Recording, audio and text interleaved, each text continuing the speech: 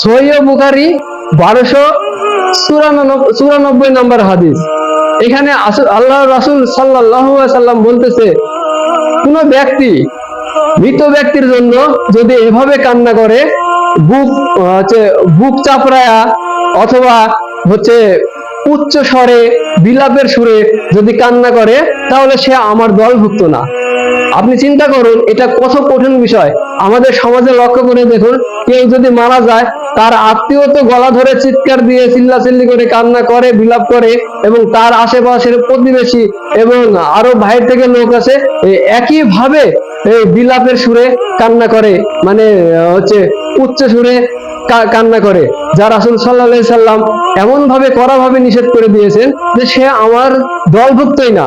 এখন আপনার আমল নামায় হজ, রোজা, নামাজ, যাকাত সবই আছে, কিন্তু আপনি এই যে এই আমলটা আপনি করলেন না, এই রাসূল সাল্লাল্লাহু আলাইহি সাল্লামের দেখানো নির্দেশটা আপনি মানলেন না।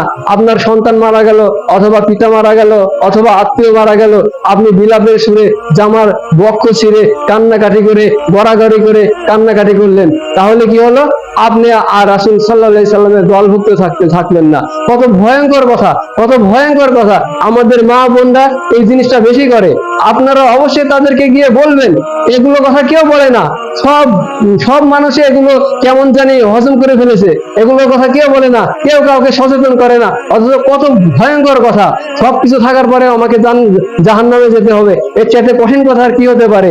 আপনারা বাড়িতে গিয়ে মা বোন ভাইদের প্রতিবেশীদেরকে বলবেন, সবাইকে বলবেন যে তোমরা এই কাজ থেকে বিরত থাকো, তাহলে আল্লাহ রাসূল সাল্লাল্লাহু আলাইহি সাল্লামের দলে অন্তর্ভুক্ত হতে পারবে।